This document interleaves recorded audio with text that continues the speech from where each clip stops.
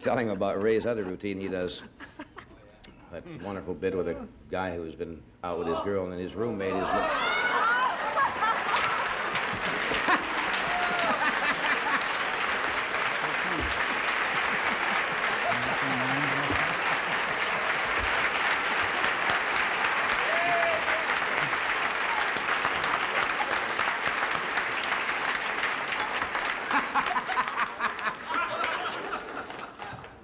Groucho, come on over, sit down.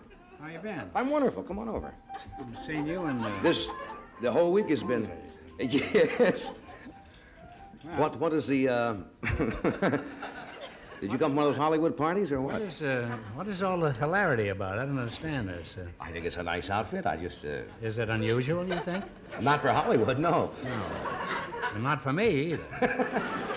How you No, feel? I just wore this because I'd come from the golf course, and it's my golf hat. And, well, I thought I'd come right over from the golf course here. Well, I'm glad you dropped in tonight. Yeah. You might ask me why I'm wearing this. Why why are you wearing Unless you it? just want me to sit here 9:30, you know? Why? You know, it wasn't easy to get these on. I haven't had this outfit on in 30 years. This is true. I wore this in Animal Crackers, and it's been hanging in my closet, waiting for a call, which unfortunately never came. Is that where you know, I opened the closet, and there it hung there. Or would you say hanged? There it hung. No, I'd say hung there. And I'm hanging right here, too. How are you? Laughing boy, how are you, huh? You're looking real well. Yeah, well, you don't look too bad. I mean, for a fellow that's been going through the life you have out here. From what I understand, It's been very quiet out here. you deteriorated considerably since I saw you last. Really? I mean, your behavior. You were virtually an innocent boy when I first knew you. Now you're kind of an old, experienced rounder. Well, I read your autobiography. I read your autobiography. Why didn't you ask me why I'm wearing this? You know, it took me 20 minutes to get these on. It doesn't fit Why, like it did in 1930. Why are you wearing the outfit that you open at Animal Crackers? I also closed an Animal Crackers in this outfit. And this was one of the contributing reasons. I tell you, the fact is I was playing golf. This is my golf hat. Yes, you mentioned. And it was... Did I say that before? And, well, it was getting late and it was getting dark. And I had on this outfit. I always wear this when I play golf. Mm-hmm. Ask me why. Well, why do you always... This is some straight man you got. Why, How long have you been in this game? It'll be 2 days recent, after tonight, yeah. Oh. Why do you wear that when you play golf? Because they don't have golf carts there, and we ride horses. And you get off and make the shot and then climb on the horse again. Now, for that feeble wheeze, it took me an hour and a half to get these on.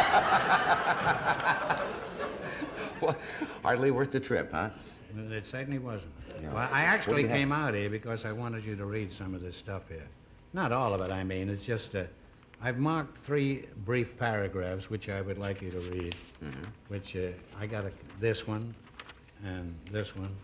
You read, huh? Yes. You read? Yes. Without glasses? You put on glasses. And then this one. Sure. And this astonished me so much that I thought the world ought to know about this thing. Well, it's... Read it loud and with some sincerity, huh? How are you? In addition to that, who are you? Which is even more important. Carol Andreessen. You're Joanne who? Carol Andreessen. Carol Andreessen. You're 2 different girls?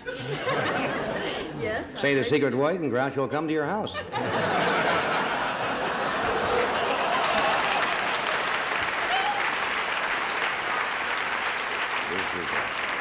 I see. My dressing room isn't good enough for her.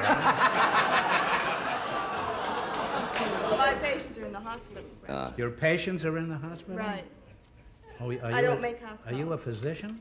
No, I'm a registered nurse. Oh, really? Where are you registered? Any place where I can see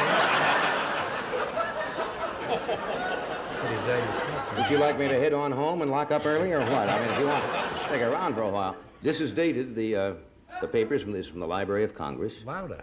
Library of Congress. Dear Mr. Marx, then so forth and so That's on and me. so on and so on and so on. From the Library of Congress. The letter is signed. I better find who sent this. L. Quincy Mumford. This is no laughing matter, that name. That's right. Although it's reminiscent. He's the librarian of Congress. May I ask if you've made suitable provision for preserving your personal papers? If not, I invite you to consider the claims of the Library of Congress as an appropriate repository. In the library's manuscript division may be found many of the nation's manuscript treasures, including the personal papers of most of the presidents. This is all legitimate. Now the second. It sure is. You forgive me for this kind of dialect. Oh, is? A little dialect. These distinguished collections would be enhanced by the addition of your papers. I invite you to present them to the American people. Don't skim over it. I invite you to... Enunciate clearly. Excuse me, I'm sorry. And roll every vowel. Roll the vowels. All right. I invite you to present them to the American people for inclusion in the National Library. If the invitation appeals to you, and I earnestly hope that it does, little parenthetical expression he put in, I shall be happy to provide further details. Meanwhile, I enclose an explanatory brochure for your information. Now read the next paragraph. The manuscript collections of the Library of Congress are composed of many millions of papers valuable to students of the American past. Here are the originals of the rough draft of the Declaration of Independence, George Washington's commission as Commander-in-Chief of the Continental Army, the notes on the proceedings of the Constitutional Convention, the first telegraph message, the first and second drafts of the Gettysburg Address, the correspondence of George Washington, Thomas Jefferson, You don't have James to read the whole thing. That's the idea. James Madison. That's rather impressive, Ulysses though, F. isn't it? Grant, Abraham Lincoln. You're going to mumble all through this thing now? I think that is... Well, it's an extraordinary. I was so astonished when I That got is this thing.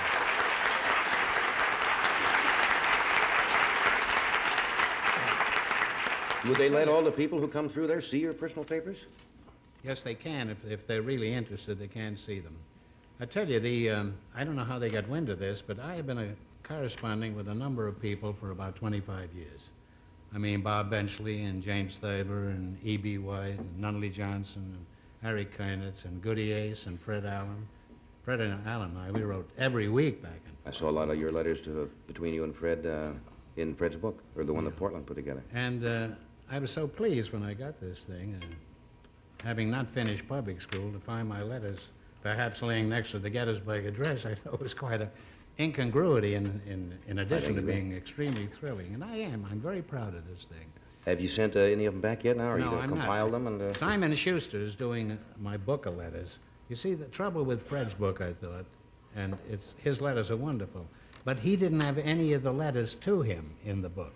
True. And I think it's kind of one-sided, and my book is going to have the letters back and forth from the people who have written to me. And I have to get clearances from all these people. Some of them are in Europe and Africa. They're all over. And it's Should gonna make be a great book. Quite a chore. But you find some of the Schuster greatest is, humor in the correspondence that took place between yes, and it's so humorous. reminiscent, you know, of my earlier days. So many things come back when you read old letters. Letters to dames, too, that some of them will have to be expurgated, I imagine. Because, Yes, I was wondering about the, yes, parents bringing their children to the Library of Congress. And yeah. Well, they better be over 31 when they go there. I mean the children, not the parents. let me stop. Well, go right ahead and proceed with this. I'm all through with this. This is the whole purpose of me coming over here, except to say hello to you. Wiseacres. And to hear McNamara McNamara's band go into hysterics over here. You know what they put in here this time?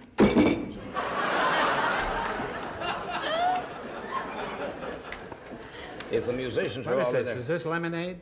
something like that. Here's a foot-tapping message from the Jolly Green Giant.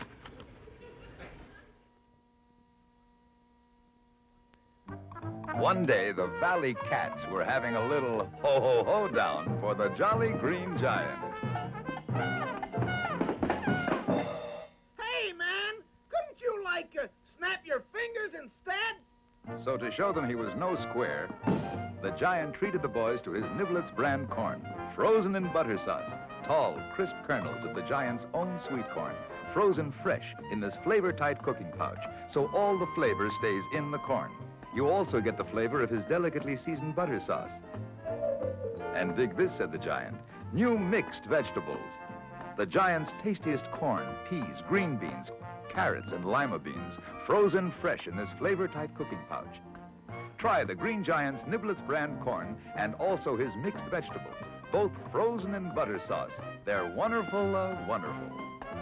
Ho, ho, ho, ho, ho.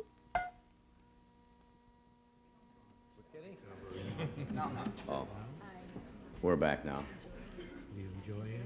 Groucho was asking George about the song, Yama Yama. Banjo player, huh? As a man. What was this? I said you were asking George about the song. You would know that. The song? Yeah, the Yama Yama. You said you hadn't heard for. That was only incidental. He was You know, talking. that song is about 50 years old. Lou Fields produced a show many years ago with Bessie McCoy, and that song was in that. So he must be, you must be about 100 years old. Yes, I am. Yes, I am.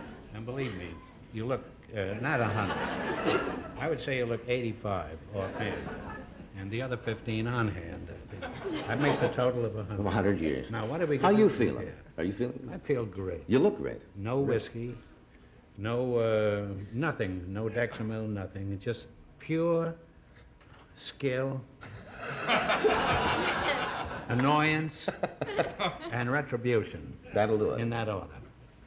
Don't you Now, have an occasional drink? I thought you did. I have one drink before dinner, but keeps me running to the loo frequently. That's, I consume more time there than I do with the drink.